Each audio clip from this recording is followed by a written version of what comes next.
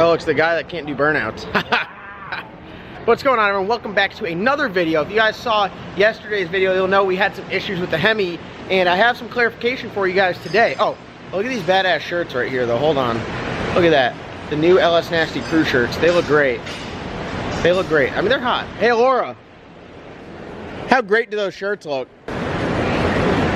They're great. Laura approves. So, back over here in the Hemi station, interesting discovery. So, let's start this off by saying the heads on the wrong side is not catastrophic. It's not like the end of the world.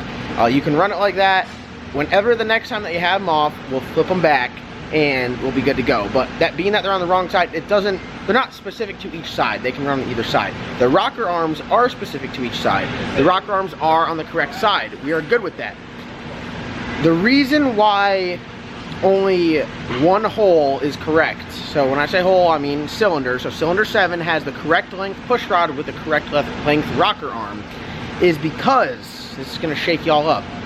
Before I say it, every single hole has the same length push rod. So every intake push rod is the same, and every exhaust push rod is the same. The reason why number 7 shows correct and none of the other ones do is because number 7 has different rocker arms. Just number 7. So number 7 has Allen Johnson rocker arms on there, and then 1, 2, 3, 4, 5, 6, and 8 have T&D rockers. Now, I'm not saying that the Allen Johnson rocker arms are correct. All I'm saying is that they are correct with that push rod. So what we have to do is we have to get different push rods and then get 2 more T&D rockers. You guys can see very, very faint difference here. So besides it saying, one of them says AJ on it there for Allen Johnson, right there, that it says AJ right down there. That's a dead giveaway, but that's kind of hidden, and I mean, they all look the same at first, but if you really look at it, right, now I'm going to try to zoom in here and make everything clear. Look at the location of the pin for the roller on this, right, and notice how it kind of slopes down, and look at it on this. Notice how this is much higher and it's like the pin location is lower. That right there is a dead giveaway, so I'll show you guys again. So this is the Allen Johnson rocker. They're not incorrect. Like, you can run a full set of these. They just all have to match. So this is an Allen Johnson rocker. As you can see, the pin is lower on there, and this is a little bit, you know, more abrupt of a corner here. And if we go over here, much smoother, much lower. And another giveaway I just realized now is the roller is about even with the top of this, and you can see how it's sunk in on that. The roller is sitting down there. So that is the issue.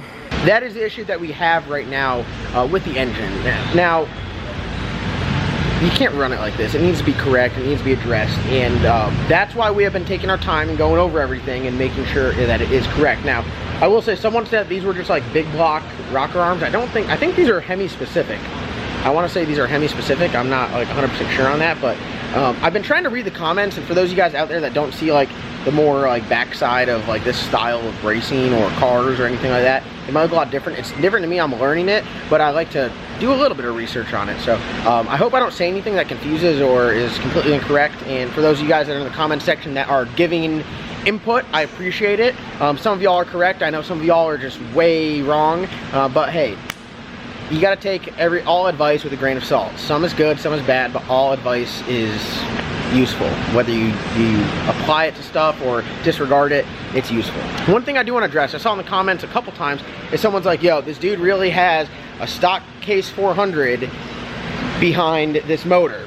And he said 2,000 horsepower motor. Well, I'll tell you this straight up. It's not 2,000 horsepower motor. It better make a lot more than 2,000 horsepower. But yes, this is a stock case. It is an HD case, but it is a stock case 400. Now, I bet you guys are confused. It is a 2-speed 400, 148 first gear. So essentially, it kind of acts like a power glide. Look at this. You see I don't know if you'll see the numbers here. Only 2 gears. All right, it won't focus, so we're just going to disregard that. Only has 2 gears, but you guys are saying, well, why isn't it an aftermarket case? So for those of you guys that don't know, when I say aftermarket case, we'll talk about power glide, which I have one sitting over here. And aftermarket case power glide is generally thicker and safer and SFI approved. So power glides, you get an aftermarket case. It's beefy, it's all one piece here, and it has a tail shaft. You can get them in 3-piece. That's a 2-piece. That's how most of them are. I do have a 3-piece power glide. That's going to be set for like a 158 first gear. That's going to be in the chicken. But it's thicker, it's SFI, it's safer. Now this does have the HD case, which is better than just a factory case, but in the day when this transmission was made, which was like early 2018, they did not have the aftermarket case TH400 cases out. Now, Reed makes them now, and now you can get like a Super 80 case, which is a 4L80, but at that time they weren't out, so this was kind of standard. The TH400 cases are very strong compared to a Power Glide stock case. So stock TH400 case is good. When I had the other 400 in the Cow, that was a stock case. I had an S5 bell housing on there, but it wasn't an HD case, it was a stock case. So, I mean, it is what it is, but you gotta do what you gotta do. Wow, flyby there by Phil. Hey, if you were a manual car, you would have missed a gear right there. Oh, yeah. Yeah, you would have. Hey, we finally convinced Phil to go automatic. I'm very excited. I'm very excited about the swap that's coming up soon. It's going to be great. Not doing it. You're going to go so much faster. You're going to enjoy it way more. We're definitely not doing it. So I'm excited for you. We're not doing it. We're faceplating the trans. Oh my God. John thinks we're going auto, but we're still going to be shifting with the left foot too. Oh my God, you don't need the left. I've heard enough. I've heard enough of that. I'm going to shut this car. We got to move some stuff around, and what I'm going to talk about for the rest of this video is that green motor that we had around here. Cool evolution of the green motor. We're actually going to see it's going to stick around, but it's going to be very awesome. You guys are really going to enjoy it. You're going to enjoy seeing this car come together, and it's going to be very sentimental to me for some specific reasons. So let me move this car. We're going to actually put the Hemi in the clean-ish room, the one that has the sealed floors and all that. I feel like it's a good place for it because this is the race car. It deserves to be, you know, in its own little room. All the other things we got are street cars. So we're gonna stick this in the other room, the race car room, and we're gonna move some stuff around. We gotta do an oil change on Alora's car, so we gotta get that in here and get this off the lift. So let me do some moving around. I'll catch up with you guys in just a second. I think we should let Alora do her own oil change. You don't know how? Yeah, you stick your hands in people's mouths all day. How disgusting would it be if it was all oily? I wear gloves. I mean, still, it's just the concept. Oh God, we have a professional oil changer over here. Not a professional burnout guy, but he can change oil. Right, Phil? You train him? Train him? Yeah. If the lift will go up high enough. How does the lift not go up high? Oh, you're so tall. Yeah. I forgot. We got a lift that's like my height. So I put it all the way up and it's like perfect for me. All right guys, so here's the moment of the video where we get a little bit sentimental. The boosted rooster is no longer with us, it's gone. This guy cannot do a burnout to save his life. I can do oil change. You can do an oil change, but the boosted rooster is gone and we all miss it, and the salty chicken will be its replacement, but on a whole nother level. It's not gonna be street car, it's gonna be race car, it's gonna be on alcohol, it's gonna be fast, it's gonna be in your face. I mean, it's gonna be the real deal. It's gonna be a small block boost car. The Rooster was a street car despite what everyone thinks. I mean, you drove it on the street. The Rooster was the street car that we can go out there and have fun with and beat on, and you guys love it. And you guys are saying make brown sugar the new Rooster, and brown sugar's cool and all, but it's not the Rooster. And we have an opportunity here with this green engine to bring you guys another Rooster. So one of my good friends, Johnny, who you guys will see him hanging out in the videos, doesn't really get too much in them. He kind of just hangs out, and he's super helpful at the track, helps us out a bunch. And he said, hey man, he picked up a Cowmaro, like it's either 2000 2001 Cowmaro, and super clean car. It's pewter, it's beautiful. And he said, hey, let's do something. So I had this 6-liter laying around, and stock bottom end, he said, I want that thing. I want to do a nice rotating assembly in it and stick a Huron Speed turbo kit on it, and that's badass. So wait, hold on, we got a slight intermission. Is this a burnout brake? Hey, this better be a good burnout. It's not my car. Oh wow. If this burnout's weak, none of your boys are allowed over if this burnout's bad. Hey, you guys do it right car now. Make sure it's in drive. All right.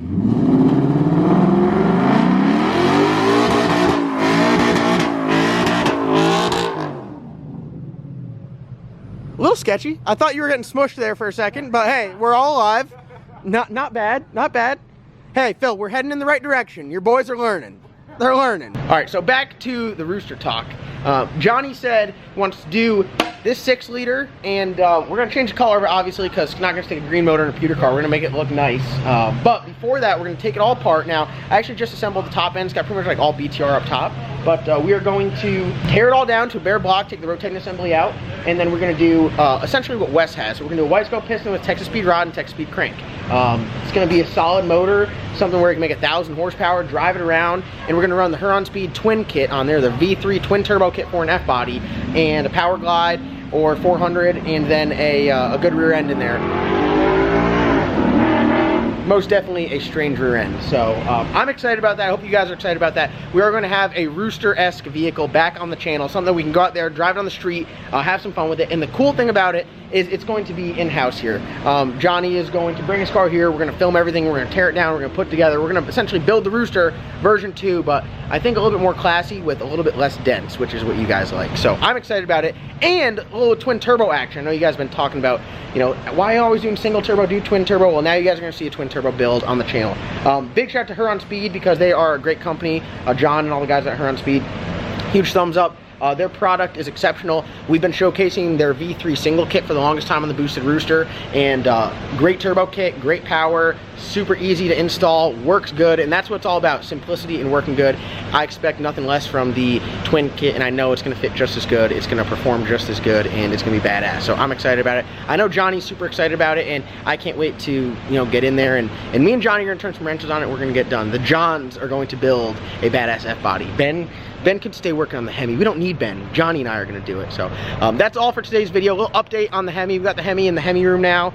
We got Johnny's motor sitting over here, which we're going to tear down tomorrow. And I'm pretty excited about it. But we did make some progress on the Hemi. We know stuff about it. We know what we need to do to get it right.